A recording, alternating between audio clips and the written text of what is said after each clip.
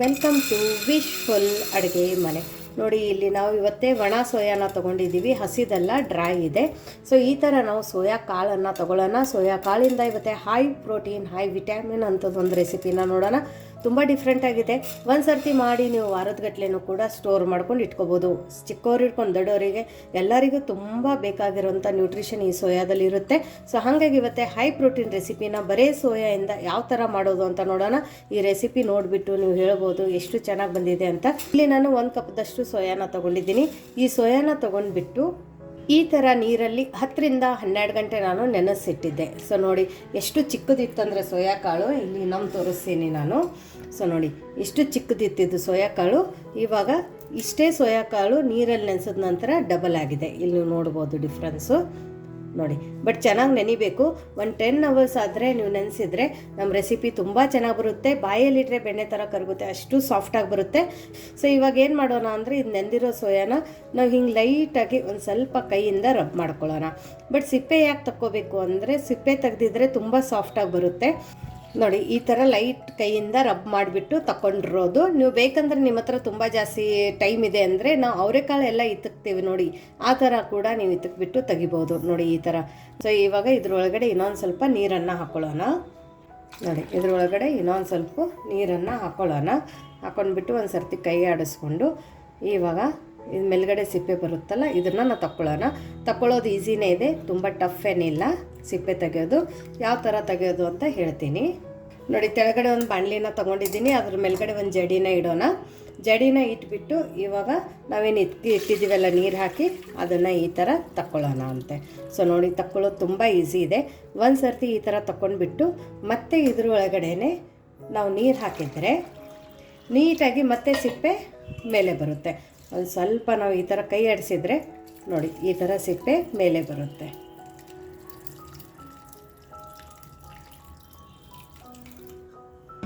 ನೋಡಿ ಇಲ್ಲಿ ನೀವು ನೋಡ್ಬೋದು ಈ ಥರ ಸಿಪ್ಪೆ ಬಂದಿದೆ. ಸೊ ಇವಾಗ ನೆಕ್ಸ್ಟ್ ನಾವು ನೋಡಿ ಅದೇ ಥರ ನಾನು 5ರಿಂದ 6 ಸರ್ತಿ ನೀರನ್ನು ಹಾಕ್ಕೊಂಡು ಮೇಲ್ಗಡೆ ಸಿಪ್ಪೆನ ಅದೇ ಸೇಮ್ ಪ್ರೋಸೆಸ್ಸಲ್ಲಿ ತಗೊಂಡಿದ್ದೀನಿ. ಸೊ ಎಷ್ಟು ಕ್ಲೀನಾಗಿ ಬಂದಿದೆ ನೋಡಿ. ಎನಿಹೌ ನಾವು ಇದನ್ನು ಮತ್ತೆ ಮಿಕ್ಸಿಗೆ ಹಾಕಬೇಕು. ಒಂದು ಸ್ವಲ್ಪ 1ರಲ್ಲಿ 2 ಈ ಥರ ಆಗಿದ್ರೂ ಏನೂ ಸಮಸ್ಯೆ ಆಗಂಗಿಲ್ಲ. ಹಾಗಾಗಿಬಿಟ್ಟು ನಾನು ಈ ಥರ ಕೈಯಿಂದನೇ ರಬ್ ಮಾಡಿಬಿಟ್ಟು ಇದ್ರದ್ದು ಸಿಪ್ಪೆನ ಸೆಪ್ರೇಟ್ ಮಾಡ್ಕೊಂಡಿದ್ದೀನಿ. ಇವಾಗ ನೆಕ್ಸ್ಟ್ ಏನು ಮಾಡೋಣ ಅಂದರೆ, ಇದೇ ಸೋಯಾನ ನಾವು ನೋಡಿ ಇಲ್ಲಿ ಒಂದು ಮಿಕ್ಸಿ ಜಾರನ್ನು ತೊಗೊಂಡಿರೋದು. ಈ ಮಿಕ್ಸಿ ಜಾರ್ ಒಳಗಡೆ ನಾವು ಸಿಪ್ಪೆ ತೆಗೆದಿಟ್ಕೊಂಡಿದ್ವಲ್ಲ ಆ ಸೋಯಾಬೀನ್ಸನ್ನು ಹಾಕ್ಕೊಳ್ಳೋಣ. ಸೊ ನೋಡಿ ಎಷ್ಟು ನೀಟಾಗಿ ಸಿಪ್ಪೆ ಬಂದಿದೆ. ನಾ ಹೇಳಿರೋ ಟ್ರಿಕ್ಕನ್ನು ಫಾಲೋ ಮಾಡಿ ಈ ಥರ ಸಿಪ್ಪೆನ ತಕ್ಕೊಳ್ಳಿ. ನೋಡಿ ಎಲ್ಲ ಸೋಯಾಬೀನು ಹಾಕ್ಕೊಂಡಾಗಿದೆ. ಇವಾಗ ಏನು ಮಾಡೋಣ ಅಂದರೆ, ಇದ್ರೊಳಗಡೆ 1 ಕಪ್ಪದಷ್ಟು ನೀರನ್ನು ಫಸ್ಟ್ ಹಾಕ್ಕೊಳ್ಳೋಣ. ಆಮೇಲೆ ಇನ್ನೂ ಒಂದು ಅರ್ಧ ಕಪ್ಪದಷ್ಟು ನೀರನ್ನು ಹಾಕ್ಕೊಳ್ಳೋಣ. ಸೊ ಇವಾಗ ಕಪ್ ಮೆಜರ್ಮೆಂಟಲ್ಲಿ 1.5 ಕಪ್ ಇದೆ. ನೀವು ಸೋಯಾಬೀನ್ ಎಷ್ಟು ನೆನೆಸಿದ್ದೀರಾ ಅದ್ರ ಮೇಲೂ ಕೂಡ ನೀರು ಹೋಗುತ್ತೆ. ಸೊ ನೋಡಿ ಈ ಮಿಕ್ಸಿ ಜಾರಲ್ಲಿ ಸೋಯಾಬೀನ್ ಹಾಕಿದ ನಂತರ ಈ ಥರ ಸೋಯಾಬೀನ್ ಮೇಲೆ ಒಂದು ಸ್ವಲ್ಪ ನೀರು ನಿಂದಿರಬೇಕು, ಅಷ್ಟು ನೀರನ್ನು ನಾವು ಹಾಕ್ಕೊಳ್ಳೋಣ. ಜಾಸ್ತಿ ಹಾಕ್ಕೊಂಡಿದ್ರೆ ಸಿಡಿಯುತ್ತೆ, ಹಾಗಾಗಿಬಿಟ್ಟು ಒಂದು ಸ್ವಲ್ಪ ನೀರು ಕಡಿಮೆ ಹಾಕ್ಕೊಂಡಿದ್ರು ಪರವಾಗಿಲ್ಲ, ಬಟ್ ಜಾಸ್ತಿ ಹಾಕ್ಕೋಬೇಡಿ. ಇವಾಗ ಇದನ್ನು ನುಣ್ಣಗಾಗಿ ಪೇಸ್ಟ್ ಮಾಡ್ಕೊಂಡು ಬರೋಣ. ನಾವು ದೋಸೆ ಬ್ಯಾಟರ್ ಎಲ್ಲ ಮಾಡ್ತೀವಲ್ಲ ಅದ್ರಕ್ಕಿಂತನೂ ನುಣ್ಣಗಾಗಿ ಆಗಿದ್ರೆ ಇನ್ನೂ ಒಳ್ಳೆಯದು. ಒಂಥರ ಪೇಸ್ಟ್ ಥರ ಅನ್ಬೋದು, ಆ ಥರ ನಾವು ಇದನ್ನು ಪೇಸ್ಟ್ ಮಾಡ್ಕೊಂಡು ಬರೋಣ ಅಂತೆ. ನೋಡಿ ಈ ಥರ ನುಣ್ಣಗಾಗಿ ಪೇಸ್ಟ್ ಮಾಡ್ಕೊಂಡು ಬಂದಿರೋದು. ತುಂಬ ಅಂದರೆ ತುಂಬ ಸಣ್ಣ ಇದೆ. ಇಲ್ಲಿ ನಾನು ನಿಮ್ಗೆ ತೋರಿಸ್ತೀನಿ ನೋಡಿ. ನೋಡಿ ಎಷ್ಟು ಸಣ್ಣ ಪೇಸ್ಟ್ ಇದೆ ಅಂತ ಇಲ್ಲಿ ನೀವು ನೋಡ್ಬೋದು. ಸೊ ಇಷ್ಟು ನೈಸಾಗಿ ಇಲ್ಲಿ ನಾವು ಪೇಸ್ಟ್ ಮಾಡ್ಕೊಂಡು ಬರಬೇಕು. ಇವಾಗ ನೆಕ್ಸ್ಟ್ ಏನು ಮಾಡೋಣ ಅಂದರೆ, ಇದನ್ನು ನೋಡಿ ಇಲ್ಲಿ ಒಂದು ದಪ್ಪ ತಳ ಇರೋ ಪಾತ್ರೆನ ತೊಗೋಬೇಕು, ಅಥವಾ ಕಡಾಯಿನ ತೊಗೊಳ್ಳಿ ಅಥವಾ ಬಾಣಲಿನ ತೊಗೊಳ್ಳಿ. ಇಲ್ಲಿ ನಾನು ಕಡಾಯಿನ ತೊಗೊಂಡಿದ್ದೀನಿ. ಇದ್ರ ಮೇಲ್ಗಡೆ ಒಂದು ಜಡಿನ ಇಡೋಣ. ಜಡಿನ ಇಟ್ಬಿಟ್ಟು ಇದ್ರ ಮೇಲ್ಗಡೆ ಒಂದು ಬಿಳಿದು ಕಾಟನದ್ದು ಬಟ್ಟೆನ ಹಾಕ್ಕೊಳ್ಳೋಣ. ಇವಾಗ ನೆಕ್ಸ್ಟ್ ಇದ್ರ ಒಳಗಡೆ ನಾವು ಪೇಸ್ಟ್ ಮಾಡ್ಕೊಂಡು ಇಟ್ಕೊಂಡಿದ್ದೀವಲ್ಲ ಸೋಯಾಬೀನದ್ದು ಆ ಬ್ಯಾಟರನ್ನು ಹಾಕ್ಕೊಳ್ಳೋಣ. ನೋಡಿ ನೀಟಾಗಿ ಎಲ್ಲನೂ ಹಾಕ್ಕೊಳ್ಳೋಣ. ಇವಾಗ ಮತ್ತೆ ಇದೇ ಮಿಕ್ಸಿ ಜಾರಕ್ಕೆ 1 ಕಪ್ದಷ್ಟು ನೀರನ್ನು ಹಾಕ್ಕೊಳ್ಳೋಣ. ಸೊ ನೋಡಿ ಮಿಕ್ಸಿ ಜಾರ್ ಒಳಗಡೆ ನೀರನ್ನು ಹಾಕೊಂಡಿದ್ರೆ ಇದನ್ನು ಕೂಡ ವೇಸ್ಟ್ ಆಗಂಗಿಲ್ಲ. ನಾನು ಮತ್ತೆ ಅದೇ ಮಿಕ್ಸಿ ಜಾರಕ್ಕೆ ಇನ್ನೊಂದು ಅರ್ಧ ಕಪ್ಪದಷ್ಟು ನೀರನ್ನು ಹಾಕೋತಾ ಇದ್ದೀನಿ, ಯಾಕಂದರೆ ಇನ್ನೊಂದು ಸ್ವಲ್ಪ ಬ್ಯಾಟರ್ ಅದರೊಳಗಡೆ ಉಳಿದಿತ್ತು ಅಂತ. ನೋಡಿ ಇವಾಗ 1 ಸ್ಪೂನಿಂದ ನೀಟಾಗಿ ಕೈ ಆಡಿಸ್ಕೊಳ್ಳೋಣ. ನೋಡಿ ನೀಟಾಗಿ ನಾವು ಈ ಸೋಯಾಯಿಂದ ಹಾಲನ್ನು ತಕ್ಕೋಬೇಕು. ನೋಡಿ ಇದನ್ನು ತುಂಬ ಗಟ್ಟಿ ಅನ್ನಿಸ್ತಾ ಇದೆ, ತೆಳಗಡೆ ಹಾಲು ಇಳಿತಾ ಇಲ್ಲ ಅಂದಾಗ ಇನ್ನೊಂದು ಅರ್ಧ ಕಪ್ಪದಷ್ಟು ನೀರನ್ನು ಹಾಕೊಳ್ಳೋಣ. ತುಂಬ ಜಾಸ್ತಿನೂ ಆಗಿರಬಾರ್ದು, ಅರ್ಧ ಕಪ್ಪದಷ್ಟು ಹಾಕೋತಾ ಇದ್ದೀನಿ ನೋಡಿ. ಇವಾಗ ಮತ್ತೆ ಇದನ್ನು ನೀಟಾಗಿ ನಾವು ಕೈ ಆಡಿಸ್ಕೊಳ್ಳೋಣ ನೋಡಿ. ನೀಟಾಗಿ ಇವಾಗ ಇದ್ರೊಳಗಡೆದು ಒಂದು ಸ್ವಲ್ಪ ಎಲ್ಲ ಹಾಲು ತೆಳಗಡೆ ಇಳಿದಿದೆ. ಈ ಟೈಮಲ್ಲಿ ನಾವು ಇದನ್ನು ನೀಟಾಗಿ ಗಂಟು ಕಟ್ಕೊಳ್ಳೋಣ ನೋಡಿ. ಈ ಥರ ಗಂಟು ಕಟ್ಕೊಂಡು ಈ ಥರ ಪ್ರೆಸ್ ಮಾಡ್ತಾ ಇದರೊಳಗಡೆದು ಹಾಲನ್ನು ನೀಟಾಗಿ ತಕ್ಕೊಳ್ಳೋಣ ನೋಡಿ. ನೀಟಾಗಿ ಎಲ್ಲ ಹಾಲು ತಕ್ಕೊಂಡಾಗಿದೆ ನೋಡಿ. ಇವಾಗ ಇದನ್ನು ನಾವು ಪಕ್ಕಕ್ಕಿಡೋಣ ನೋಡಿ. ಇವಾಗ ಈ ಜಡಿನೂ ಕೂಡ ತಕ್ಕೊಳ್ಳೋಣ. ಸ್ವಲ್ಪ ಜಡಿಗೆ ಹಾಲು ಹತ್ತಿದ್ರೆ ಸುಮ್ಮನೆ ಒಂದು ಹನಿ ನೀರನ್ನು ಹಾಕೊಳ್ಳೋಣ. ಹಾಕೊಂಡ್ಬಿಟ್ಟು ಇದನ್ನು ಕೂಡ ತಕ್ಕೊಂಡು ಪಕ್ಕಕ್ಕಿಡೋಣ. ಇವಾಗ ನೋಡಿ ಹಾಲಿನ ಥಿಕ್ನೆಸ್ ನಾನು ನಿಮ್ಗೆ ಇಲ್ಲಿ ತೋರಿಸ್ತೀನಿ. ಪರ್ಫೆಕ್ಟಾಗಿದೆ. ಫ್ಯಾಟ್ ಹಾಲು ಇರುತ್ತಲ್ಲ ಆ ಥರ ಇದೆ. ತುಂಬ ಗಟ್ಟಿ ಇರಬಾರ್ದು. ತುಂಬ ಗಟ್ಟಿ ಇದ್ದರೆ ಮಾತ್ರ ಸ್ವಲ್ಪ ನೀರು ಹಾಕ್ಕೊಳ್ಳಿ. ತುಂಬ ತಿಳುವೂ ಇರಬಾರ್ದು. ನಾವು ಪನ್ನೀರೆಲ್ಲ ಮಾಡಬೇಕಾದ್ರೆ ಹಾಲಿನ ಕ್ವಾಂಟಿಟಿ ಹೆಂಗಿರುತ್ತೆ ಅದೇ ಥರ ಇಲ್ಲಿ ನಾವು ಹಾಲಿನ ಕ್ವಾಂಟಿಟಿನ ಇಟ್ಕೋಬೇಕು. ಇವಾಗ ಇದು ಪರ್ಫೆಕ್ಟಾಗಿ ಇದೆ ಹಾಲು. ಇವಾಗ ನಾವು ಇದನ್ನು ಕುದಿಯೋಕ್ಕಿಡೋಣ ನೋಡಿ. ಇವಾಗ ಈ ಸೋಯಾ ಹಾಲನ್ನು ನಾವು ಮೀಡಿಯಮ್ ಫ್ಲೇಮಲ್ಲಿ ಕುದಿಯೋಕೆ ಇಟ್ಟಿರೋದು. ಇದು ಚೆನ್ನಾಗಿ ಒಂದು ಕುದಿ ಬರಬೇಕು. ಈ ಹಾಲಿಗೆ ಒಂದು ಕುದಿ ಬರೋ ತನಕ ನೆಕ್ಸ್ಟ್ ಏನು ಮಾಡೋದು ಅಂತ ನೋಡೋಣ ಬನ್ನಿ. ಇವಾಗ ಈ ಥರ ಆಗಿದೆ ಹಿಟ್ಟು ನೋಡಿ. ತುಂಬ ಚೆನ್ನಾಗಾಗಿದೆ. ಗೋಧಿ ಹಿಟ್ಟೆಲ್ಲ ಇರುತ್ತೆ ನೋಡಿ, ಅದರಂಗೆ ಸಾಫ್ಟಾಗಿ ಆಗಿದೆ ನೋಡಿ. ಇವಾಗ ನಾವು ಇದನ್ನು ನೋಡಿ ಇಲ್ಲೊಂದು ಏರ್ ಟೈಟ್ ಕಂಟೈನರ್ನ ನಾನು ತೊಗೊಂಡಿದ್ದೀನಿ. ಅದರೊಳಗಡೆ ನಾವು ಉಳಿದಿರೋಂಥ ಇದು ಸೋಯಾದೇನು ಹಾಲು ತಗೊಂಡ ನಂತರ ಹಿಟ್ಟು ಉಳಿದಿದೆಯಲ್ಲ ಅದನ್ನು ಈ ಥರ ಇಟ್ಕೊಳ್ಳೋಣ. ಇದನ್ನು ಎಲ್ಲಿ ವೇಸ್ಟ್ ಆಗೋಲ್ಲ. ಮತ್ತು ನೀವು ಕೂಡ ವೇಸ್ಟ್ ಮಾಡ್ಕೋಬೇಡಿ, ಯಾಕಂದರೆ ಇದರಲ್ಲಿ ತುಂಬ ಹೈ ಪ್ರೋಟೀನ್ ಇದೆ.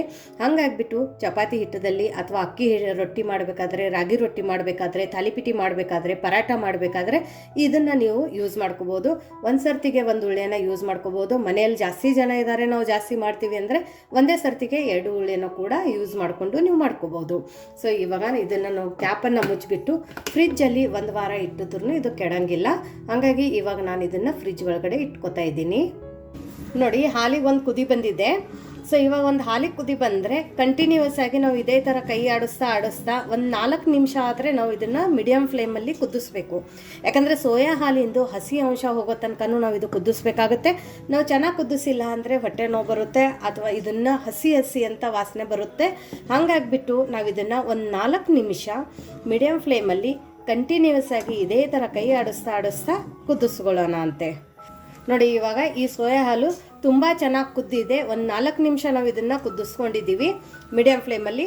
ಸೊ ಇಲ್ಲಿ ನೋಡ್ಬೋದು ಇನ್ನೊಂದು ಸ್ವಲ್ಪ ಥಿಕ್ಕಾಗಿದೆ. ಹಾಗಾಗಿ ಇವಾಗ ಸ್ಟೋವ್ನ ನಾವು ಆಫ್ ಮಾಡ್ಕೊಳ್ಳೋಣ ನೋಡಿ. ಸ್ಟೋವ್ನ ಆಫ್ ಮಾಡಿದ ನಂತರ ಇಲ್ಲಿ ನಾವು 1 ನಿಮಿಷ ಇದೇ ಥರ ಸೌಟನ್ನು ಆಡಿಸ್ಬೇಕು ನೋಡಿ. 1 ನಿಮಿಷ ನಾವು ಈ ಥರ ಕೈ ಆಡಿಸಿದ ನಂತರ ಇವಾಗ ನಾವು ಇದ್ರ ಒಳಗಡೆ ಅರ್ಧ ಸ್ಪೂನಷ್ಟು ಚಿಲ್ಲಿ ಫ್ಲೇಕ್ಸನ್ನು ಹಾಕೊಳ್ಳೋಣ. ಚಿಲ್ಲಿ ಫ್ಲೇಕ್ಸ್ ತಿನ್ನಂಗಿಲ್ಲ ಅಂದರೆ ಸ್ಕಿಪ್ ಮಾಡ್ಬೋದು, ಬಟ್ ಚಿಲ್ಲಿ ಫ್ಲೇಕ್ಸ್ ಖಾರ ಇರೋದಿಲ್ಲ, ಹಾಗಾಗಿ ನೀವು ಹಾಕೋಬೋದು. ಇವಾಗ ಇದಕ್ಕೇ ಸಣ್ಣದಾಗಿ ಕಟ್ ಮಾಡಿರೋಂಥ ಕೊತ್ತಂಬರಿ ಸೊಪ್ಪನ್ನು ಹಾಕೊಳ್ಳೋಣ. ನಿಮಗೆ ಇಲ್ಲ ನಮಗೆ ಪ್ಲೇನ್ ಪನ್ನೀರೇ ಬೇಕಂದರೆ ನೀವು ಇದೇ ಥರ ಹಾಲನ್ನು ಆರಿಸಿದ ನಂತರ ಮುಂದಿನ ಪ್ರೊಸೆಸನ್ನು ಮಸಾಲೆನ ಸ್ಕಿಪ್ ಮಾಡಿ ಮುಂದಿನ ಪ್ರೊಸೆಸನ್ನು ಮಾಡ್ಕೋಬೋದು. ಸೊ ನೋಡಿ ಇಲ್ಲಿ ನಾನು ಇವಾಗ ಕೊತ್ತಂಬರಿ ಸೊಪ್ಪು ಕೂಡ ಹಾಕ್ಕೊಂಡಿದ್ದೀನಿ. ಈ ಫ್ಲೇವರನ್ನು ಎನ್ಹಾನ್ಸ್ ಮಾಡೋಕ್ಕೆ ಒಂದು ಅರ್ಧ ಸ್ಪೂನಷ್ಟು ಜೀರಿಗೆನ ಹಾಕೋತಾ ಇದ್ದೀನಿ. ಇವಾಗ ಇದನ್ನೆಲ್ಲನೂ ನೀಟಾಗಿ ಮಿಕ್ಸ್ ಮಾಡ್ಕೊಳ್ಳೋಣ ನೋಡಿ. ಇವಾಗ ಈ ಮಿಕ್ಸ್ ಮಾಡಿದ ನಂತರ ಸ್ವಲ್ಪ ಉಪ್ಪನ್ನು ಹಾಕ್ಕೊಳ್ಳೋಣ. ಸ್ವಲ್ಪ ಹಾಕ್ಕೊಳ್ಳಿ, ಯಾಕಂದರೆ ನಮ್ಮದು ಈ ಮಸಾಲ ಪನ್ನೀರಿಗೆ ರುಚಿ ಜಾಸ್ತಿ ಬರುತ್ತೆ. ನೀವು ಇದರಿಂದ ಏನೇ ಡಿಶ್ ಮಾಡಿದ್ರೂ ತುಂಬ ಟೇಸ್ಟಿಯಾಗಿ ಆಗುತ್ತೆ. ಹಾಗಾಗಿ ಒಂದು ಸ್ವಲ್ಪ ಉಪ್ಪು ಹಾಕ್ಕೊಳ್ಳಿ ನೋಡಿ. ಇದು ನಮ್ಮದು ಮಸಾಲ ಸೋಯಾ ಮಿಲ್ಕು ಕೂಡ ರೆಡಿ ಇದೆ. ನೀವು ಈ ಥರ ಮಸಾಲ ಸೋಯಾ ಮಿಲ್ಕು ಮಾಡಿದ್ರೂ ಕೂಡ ನೀವು ಪನ್ನೀರ್ ಪಲ್ಯಗಳಿಗೆ ಕ್ರೀಮ್ ಎಲ್ಲ ಬಳಸ್ತಿರಲ್ಲ, ಅದ್ರ ಬದಲು ಈ ಥರ ಇದನ್ನು ಸೋಯಾ ಮಿಲ್ಕು ಕೂಡ ನೀವು ಬಳಸ್ಬೋದು ನೋಡಿ. ಇವಾಗ ಇಲ್ಲಿ ನಾನು ಅರ್ಧ ಲಿಂಬೆ ಹಣ್ಣನ್ನು ತೊಗೊಂಡಿದ್ದೀನಿ. ಸ್ವಲ್ಪ ದಪ್ಪ ಸೈಜಲ್ಲಿನೇ ಇದೆ. ಸೊ ಇದನ್ನು ನೋಡಿ ಹಾಕೋಬೇಕಾಗುತ್ತೆ. ಸೊ ನೀವು ನೋಡಿಕೊಂಡು ಕ್ವಾಂಟಿಟಿ ನೋಡಿಕೊಂಡು ಹಾಕೋಬೋದು. ಸೊ ಇವಾಗ ನೋಡಿ ನಾನು ಫಸ್ಟ್ ಒಂದು ಅರ್ಧ ಲಿಂಬೆ ರಸನೇ ಹಿಂಡ್ತೀನಿ. ಆಮೇಲೆ ನಿಧಾನಕ್ಕೆ ಕೈ ಆಡಿಸ್ಬೇಕು. ತುಂಬ ಜೋರಾಗಿ ಕೈ ಆಡಿಸೋಂಗಿಲ್ಲ, ನಿಧಾನಕ್ಕೆ ಕೈ ಆಡಿಸ್ಬೇಕು. ಆವಾಗ ಇದೇನಾಗುತ್ತಂದರೆ ಇದು ಕಡಲಾಗೋಕ್ಕೆ ಸ್ಟಾರ್ಟ್ ಆಗುತ್ತೆ, ಅಂದರೆ ಹಾಲು ಒಡೆಯೋಕ್ಕೆ ಸ್ಟಾರ್ಟ್ ಆಗುತ್ತೆ. ಇಲ್ಲಿ ನೀವು ನೋಡ್ಬೋದು ಈ ಥರ ನಿಧಾನಕ್ಕೆ ಕೈ ಆಡಿಸೋಣ. ಇವಾಗ ಜಸ್ಟ್ ಇನ್ನೂ ಸ್ಟಾರ್ಟ್ ಆಗಿದೆ ಒಡೆಯೋಕ್ಕೆ. ಸೊ ಫುಲ್ಲಾಗಿ ಇನ್ನೂ ಒಡೆದಿಲ್ಲ. ಹಾಗಾಗಿ ಇದಕ್ಕೆ ಇನ್ನೊಂದು ಅರ್ಧ ಲಿಂಬೆ ರಸನ ನಾವು ಸೇರಿಸ್ಬೇಕಾಗತ್ತೆ. ನೋಡಿ, ಇನ್ನೊಂದು ಅರ್ಧ ಲಿಂಬೆ ರಸನ ಹಾಕ್ಕೊಂಡಿದ್ದೀನಿ. ಇವಾಗ ಮತ್ತೆ ಇದನ್ನು ನಿಧಾನಕ್ಕೆ ಕೈ ಆಡಿಸೋಣ. ನೋಡಿ, ಇವಾಗ ಇದು ನೀಟಾಗಿ ಒಡಿತಾ ಇದೆ. ಫುಲ್ ಒಡೆಯೋ ತನಕ ಲಿಂಬೆ ರಸ ಆಗಲಿ ವಿನೆಗರ್ ಆಗಲಿ ಹಾಕಬಾರ್ದು. ನೋಡಿ, ಇವಾಗ ಇದು ಕಡ್ಲಿಂಗ್ ಸ್ಟಾರ್ಟ್ ಆಗಿದೆ. ನೋಡಿ, ಆಲ್ಮೋಸ್ಟ್ ಇವಾಗ ಇದು ಒಡಿತಾ ಇದೆ. ನೋಡಿ, ಚೆನ್ನಾಗಿ ಕೆನೆ ಕೆನೆ ಥರ ಒಡೆದಿದ್ದೆ ಇವಾಗ. ನೋಡಿ, ಲಿಂಬೆ ರಸ ಇಲ್ಲ ಅಂದರೆ ನೀವು ವಿನೆಗರು ಮತ್ತು ನೀರನ್ನು ಮಿಕ್ಸ್ ಮಾಡಿ ಕೂಡ ಹಾಕೋಬೋದು. ನೋಡಿ, ಕಂಪ್ಲೀಟಾಗಿ ಇದು ಇವಾಗ ಇಷ್ಟು ಒಡೆದಿದೆ ನೋಡಿ. ಸೊ ಇದ್ರಕ್ಕಿಂತ ಜಾಸ್ತಿ ಹಾಕಬಾರ್ದು. ಒಂದು ಲೆಮನ್ನೇ ನಾನು ಯೂಸ್ ಮಾಡಿದ್ದೀನಿ. ಸೊ ನೋಡಿ, ಇದನ್ನು ನೀಟಾಗಿ ಕಡಲಾಗಿದೆ. ಇವಾಗ ಏನು ಮಾಡೋಣ ಅಂದರೆ ಇದ್ರ ಮೇಲ್ಗಡೆಯದು ಸೌಟನ್ನು ತಗೊಳ್ಳೋಣ. ನೋಡಿ, ಇವಾಗ ಮೇಲ್ಗಡೆ ಒಂದು ಮುಚ್ಚಳನ ಮುಚ್ಚೋಣ. ಮೇಲ್ಗಡೆ ಒಂದು ಮುಚ್ಚಳನ ಮುಚ್ಚಿಬಿಟ್ಟು ಒಂದು 5 ನಿಮಿಷ ಇದೇ ಥರ ಬಿಟ್ಬಿಡೋಣ. ಸ್ಟೋವ್ ಆಫ್ ಇದೆ. ಸ್ಟೋವ್ ಆಫ್ ಆಗಿದ ನಂತರನೇ ಮಸಾಲೆ ಮತ್ತು ಲಿಂಬೆ ರಸನ ಹಾಕ್ಕೋಬೇಕು. ಮುಚ್ಚಿಬಿಟ್ಟು ಇದೇ ಥರ ಬಿಟ್ಬಿಡೋಣ. ನೋಡಿ, 5 ನಿಮಿಷ ಆಗಿದೆ. ವಾವ್, ಪರ್ಫೆಕ್ಟಾಗಿ ಆಗಿದೆ ನೋಡಿ. ನಮ್ಮದು ಸೋಯಾ ಪನ್ನೀರ್ ಕರೆಕ್ಟಾಗಿ ಒಡೆದಿದೆ. ಇಲ್ಲಿ ನೀವು ನೋಡ್ಬೋದು, ನೀರು ಸೆಪ್ರೇಟ್ ಆಗಿದೆ. ಇಲ್ಲಿ ನೋಡಿ, ಸೊ ಪರ್ಫೆಕ್ಟಾಗಿ ಆಗಿದೆ. ಇವಾಗ ಏನು ಮಾಡೋಣ ಅಂದರೆ ಇದನ್ನು ಈ ಥರ ಒಂದು ಬುಟ್ಟಿನ ತಗೊಂಡು ಮತ್ತೆ ಇದ್ರ ಮೇಲ್ಗಡೆ ಒಂದು ಜಡಿನ ಇಡೋಣ.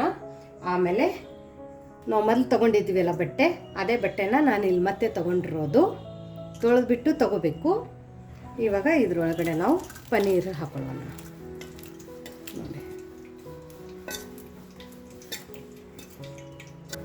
ನೋಡಿ, ಹಾಕಿದ ನಂತರ ಒಂದು ಸರ್ತಿ ಇದನ್ನು ಈ ಥರ ಕೈ ಆಡಿಸ್ಕೊಳ್ಳೋಣ. ನೋಡಿ, ಸೊ ನೋಡಿ, ಇವಾಗ ಏನು ಮಾಡೋಣ ಅಂದರೆ ಲಿಂಬೆ ರಸ ಎಲ್ಲ ಹಿಂಡಿರ್ತೀವಲ್ಲ, ಹಾಗಾಗಿ ಒಂದು ಸ್ವಲ್ಪ ನೀರನ್ನು ಚಿಮ್ರಿಸ್ಬಿಟ್ಟು ಇದ್ರೊಳಗಿಂದು ಹುಳಿ ಅಂಶನ ಒಂದು ಸ್ವಲ್ಪ ತಕ್ಕೊಳ್ಳೋಣ. ನೋಡಿ, ನೀಟಾಗಿ ಹಿಂಡ್ಕೊಳ್ಳೋಣ. ಆಗಳೇ ಹೆಂಗೆ ಹಾಲನ್ನು ತಕ್ಕೊಂಡಿವೆಲ್ಲ ಹಿಂಡ್ಕೊಂಡು ಅದೇ ಥರ ಸ್ವಲ್ಪ ಕೈಗೆ ಬಿಸಿ ತಟ್ಟುತ್ತೆ. ನೀಟಾಗಿ ಮಾಡ್ಕೊಳ್ಳಿ, ಕೈ ಸುಟ್ಕೋಬೇಡಿ. ನೋಡಿ, ಸ್ವಲ್ಪ ಬಿಸಿ ಇದೆ, ಹಾಗಾಗಿ ಕೇರ್ಫುಲ್ಲಾಗಿ ಮಾಡ್ಕೊಳ್ಳಿ. ಏನೋ ಒಂದು ಟ್ರಿಕ್ ಅಂದರೆ ಈ ಥರ ಮಾಡೋಕ್ಕಾಗಂಗಿಲ್ಲ ಅಂದರೆ ನೆಕ್ಸ್ಟ್ ಇವಾಗ ನಾವು ಇದು ಬಟ್ಟೆನ ನಾವು ನೋಡಿ, ಇವಾಗ ಇಲ್ಲಿ ನಾನು ಈ ಥರ ಒಂದು ಪರಾತನ ತೊಗೊಂಡಿದ್ದೀನಿ. ನೀವು ತಟ್ಟೆ ಕೂಡ ತೊಗೋಬೋದು. ಅದರೊಳಗಡೆ ಒಂದು ಪ್ಲೇಟನ್ನು ಇಟ್ಕೊಳ್ಳೋಣ. ಇವಾಗ ಏನು ಮಾಡೋಣ ಅಂದರೆ ಇದು ಬಿಸಿ ಇರುತ್ತಲ್ಲ, ನೀರು ತೆಗೋಕ್ಕೆ ಒಂದು ಸ್ವಲ್ಪ ಕಷ್ಟ ಆಗುತ್ತೆ. ಹಂಗಾಗಿ ಈ ಥರ ಬಟ್ಟೆನ ಇಟ್ಬಿಟ್ಟು ಈ ಥರ ಕುಟಾಣಿ ಇರುತ್ತಲ್ಲ ಅಥವಾ ವೇಟ್ ಇರೋವಂಥದ್ದು ನೀವು ಒಂದು ಕಲ್ಲು ಕೂಡ ತೊಗೋಬೋದು.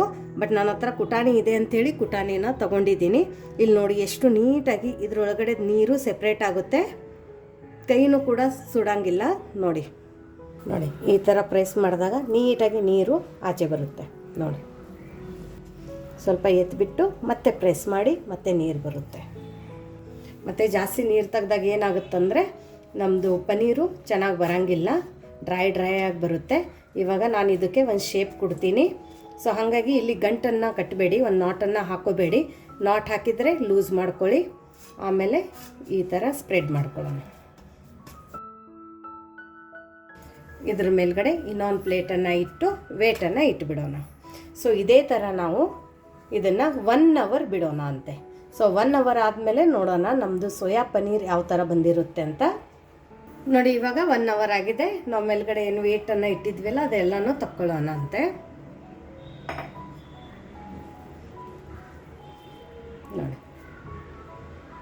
ತುಂಬ ಜಾಸ್ತಿ ನಮಗೆ ಇದ್ರೊಳಗಡೆ ಇದು ಮಾಯ್ಚರು ಅಂದರೆ ನೀರನ್ನು ತೆಗಿಬಾರ್ದು, ಆ ಥರ ನಾವು ಮಾಡಬೇಕು. ಸೊ ನೋಡಿ, 1 ಅವರಲ್ಲಿ ತುಂಬ ಚೆನ್ನಾಗಿದು ಸೆಟ್ ಆಗಿದೆ. ನೋಡಿದ್ರಲ್ಲ, ಪರ್ಫೆಕ್ಟಾಗಿ ಆಗಿದೆ. ಇಲ್ಲಿ ನೋಡಿ, ಅಷ್ಟೇ ತಿಕ್ಕು, ತುಂಬ ಚೆನ್ನಾಗಿ ಬಂದಿದೆ. ಇದನ್ನು ನಾವು ಕಟ್ ಮಾಡಿ ನೋಡೋಣ. ನೋಡಿ, ಇವಾಗ ಈ ಸೋಯಾ ಪನ್ನೀರು ಥಿಕ್ನೆಸ್ ನೀವು ನೋಡಿದ್ದೀರಾ. ಇವಾಗ ಇದನ್ನು ನಾವು ನೀಟಾಗಿ ಕಟ್ ಮಾಡ್ಕೊಳ್ಳೋಣ. ನಿಮಗೆ ಯಾವ ಥರ ಕ್ಯೂಬಲ್ಲಿ ಬೇಕು ಆ ಥರ ನೀವು ಇದನ್ನು ಕಟ್ ಮಾಡ್ಕೋಬೋದು. ನೋಡಿ, ವಾವ್, ಪರ್ಫೆಕ್ಟ್. ನೋಡಿ, ಹಾಲಲ್ಲಿ ಮಾಡ್ತಿರಲ್ಲ ಅದೇ ಥರ ತುಂಬ ಚೆನ್ನಾಗಿ ಬಂದಿದೆ. ನೀಟಾಗಿ ಕಟ್ ಮಾಡ್ಕೊಳ್ಳೋಣ.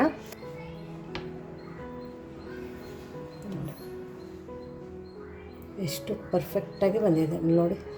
ಮಚ್ಚರ್ ನೋಡಿದ್ರಲ್ಲ ಇದ್ರದ್ದು ಎಷ್ಟು ಚೆನ್ನಾಗಿ ಬಂದಿದೆ ನೋಡಿ, ಪರ್ಫೆಕ್ಟ್. ಇದು ನೋಡಿ, ಯಾರೂ ಹೇಳೋದಿಲ್ಲ ಇದು ನಾವು ಹೈ ಪ್ರೋಟೀನ್ ಪನ್ನೀರನ್ನು ಸೋಯಾ ಕಾಳಿಂದ ಮಾಡಿದ್ದೀವಿ ಅಂಥೇಳಿ. ನೋಡಿ ಎಲ್ಲದನ್ನು ಕಟ್ ಮಾಡ್ಕೊಂಡಿದ್ದೀವಿ. ಇವಾಗ ಇದ್ರೊಳಗಡೆ ನಾವು ಕಟ್ ಮಾಡಿರೋಂಥ ಪನ್ನೀರನ್ನು ಹಾಕೊಳ್ಳೋಣ. ನೀವು ಒಂದು ವಾರ ಈ ಥರ ಪನ್ನೀರನ್ನು ಸ್ಟೋರ್ ಮಾಡಿಕೊಂಡು ಇಟ್ಕೋಬೋದು. ಬಟ್ ಖಾಲಿ ಇದೇ ಥರ ನೀವು ಸ್ಟೋರ್ ಮಾಡಿದರೆ ಈ ಪನ್ನೀರ್ ಹಾರ್ಡಾಗುತ್ತೆ. ಹಾಗಾಗಿಬಿಟ್ಟು ನಾವು ಇದೇ ಥರ ಸಾಫ್ಟಾಗಿ ಪನ್ನೀರನ್ನು ಯಾವ ಥರ ಸ್ಟೋರ್ ಮಾಡೋದು ಅಂತಲೇ ನಾನು ಇಲ್ಲಿ ಹೇಳ್ತಾ ಇದ್ದೀನಿ. ಸೊ ನೋಡಿ, ನೀಟಾಗಿ ಈ ಥರ ಕ್ಯೂಬ್ಸನ್ನು ಹಾಕೊಳ್ಳೋಣ. ಆಮೇಲೆ ಇವಾಗ ಈ ಪನ್ನೀರ್ ತೊಯ್ಯೋಷ್ಟು ನೀರನ್ನು ಹಾಕೊಳ್ಳೋಣ. ನೋಡಿ, ಇದು ನೀಟಾಗಿ ನೀರು ಈ ಥರ ಹಾಕ್ಕೋಬೇಕು. ಹಾಕ್ಕೊಂಡ್ಬಿಟ್ಟು ಮೇಲ್ಗಡೆ ಒಂದು ಲಿಡ್ಡನ್ನು ಮುಚ್ಚಿಬಿಟ್ಟು ಇದನ್ನು ನಾವು ಫ್ರಿಜ್ಜಲ್ಲಿ ಸ್ಟೋರ್ ಮಾಡ್ಕೊಂಡು ಇಟ್ಕೋಬೋದು. ನೋಡಿ ತೋರಿಸಿದ್ದೀನಲ್ಲ, ಇದೇ ಥರ. ಮತ್ತು ಇದು ನೀರೇನು ಮಾಡಬೇಕಂದ್ರೆ, ಇವಾಗ ನಾವು ಹಾಕ್ಕೊಂಡಿದ್ದೀವಲ್ಲ ಈ ನೀರನ್ನು ನೀವು 2 ದಿವಸಕ್ಕೊಂದು ಸರ್ತಿ ಚೇಂಜ್ ಮಾಡಬೇಕು.